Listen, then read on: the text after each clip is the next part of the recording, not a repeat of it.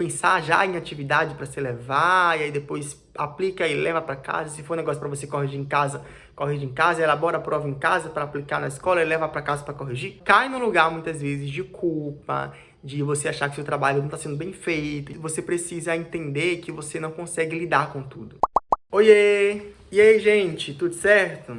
Como é que vocês estão? Eu tô com a cara um pouco inchada ainda, porque... Por quê?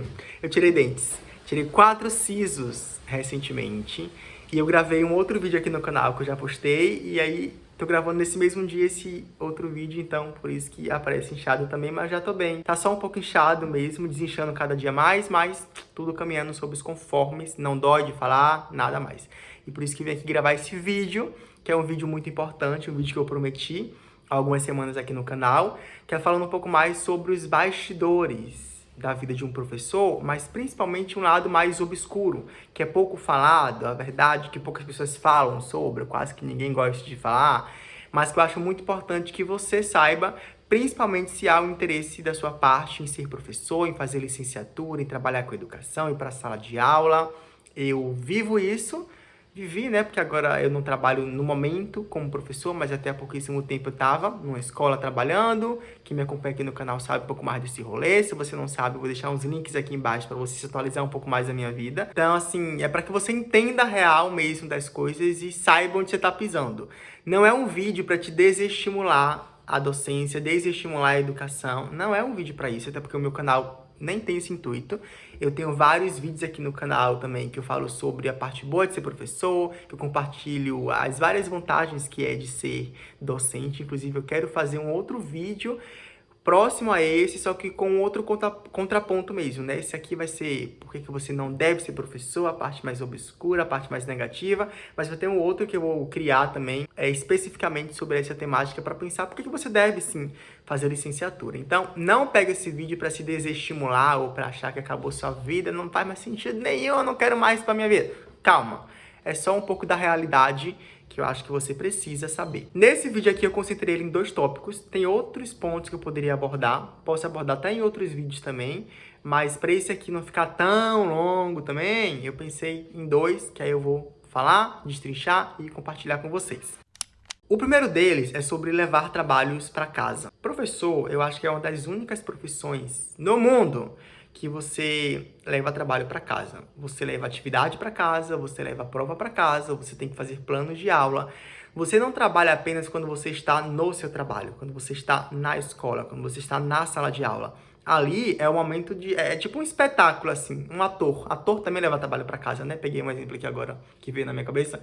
Mas, assim, a sala de aula é o momento que você vai apresentar o que já foi pesquisado, planejado, ensaiado nos bastidores. E é muito doido isso, porque é necessário que você se planeje para apresentar o conteúdo em sala para os seus alunos, mas é algo que puxa muito de você, porque eu lembro que trabalhando às segundas-feiras, né, domingo já era um dia que eu começava a pensar sobre a minha segunda. Ou se eu não quisesse trabalhar no final de semana, eu tinha que pensar sexta de noite, ou em algum momento no sábado, parar para tirar umas horinhas para planejar os meus conteúdos da próxima semana, porque eu não podia chegar segunda-feira e ir lá descobrir o que eu ia dar, o que eu ia abordar com os alunos. E geralmente no domingo eu tirava uma parte para revisar, mesmo que eu já tivesse preparado, eu tirava ali um tempinho para poder revisar algumas coisas e tal. E, poxa, era uma parte que eu não queria ter que lidar com isso. É muito ruim ter que lidar com isso, porque você está vivendo, você quer descansar os seus últimos momentos do final de semana e do nada tem que parar, suspender tudo para poder entender ali, relembrar algumas coisas, revisar, se preparar um pouco mais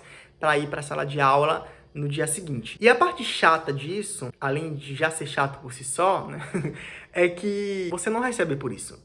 Você recebe, o seu salário é baseado na hora-aula que você está na escola. É o momento do espetáculo que você vai apresentar para os alunos que você preparou. Mas os bastidores, que é a parte que mais puxa, que mais cansa, que mais exige de você, não é remunerado por isso. Então, você precisa entender que é isso que acontece mesmo e trabalhar com isso de uma maneira que não te adoeça também, porque é um trabalho que não acaba nunca. Sempre pode mudar um pouco mais uma aula, aperfeiçoar, trazer uma metodologia a outra, e isso exige tempo, disciplina, dedicação, saúde mental, um pouco de tudo assim, mas tá aí com um ponto mais obscuro, que é pouco falado, né? Acho que quem vive sabe que vive, acaba naturalizando, mas quem não é ainda professor, quem não trabalha integralmente nessa profissão, talvez esqueça, né? Ou não se atente tanto para esse ponto que eu acho bastante chato mesmo, que é de lidar com esses bastidores, que é necessário, é importante, mas que puxa muito de você e que não é remunerado também. Além de ser muito trabalho. Fazer plano de aula mesmo, pessoal, é um negócio que, assim, é bem chato. Confesso pra vocês que era a parte que eu menos gostava, porque você tem que preencher lá conteúdo, a metodologia, o que é que você vai utilizar, os recursos, tem que descrever um pouquinho assim, pensar já em atividade para se levar, e aí depois aplica e leva para casa. Se for um negócio para você corrigir em casa, elabora a prova em casa para aplicar na escola e leva para casa para corrigir. Tudo isso que acontece que, assim, ó, haja suor, haja trabalho.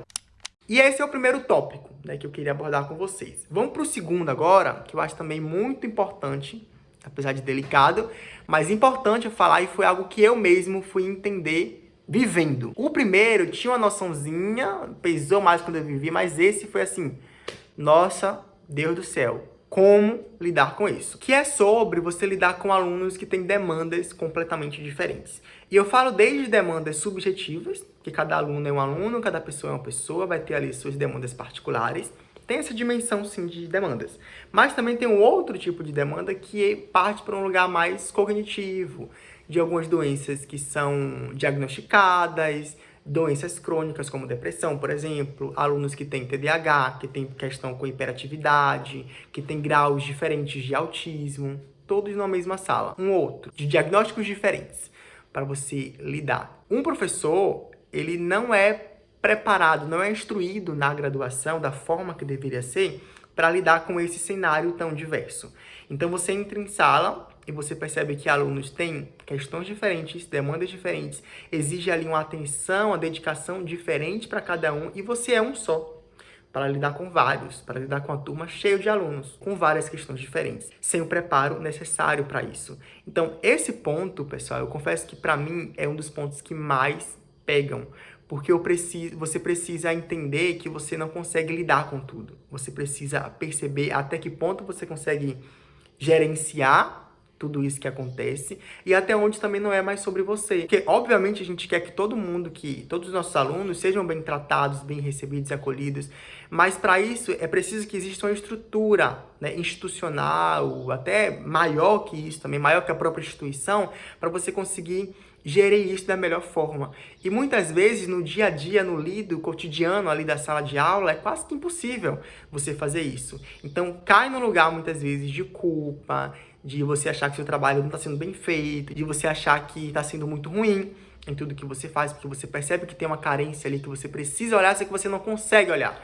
Ou porque você não tem instrução para isso, ou porque você não tem estrutura para isso, institucional ou psicológica também, formação, tempo para lidar com essas várias demandas que surgem e brotam assim cotidianamente na sala de aula. E eu listei aqui alguns diagnósticos possíveis, mas tem vários outros também.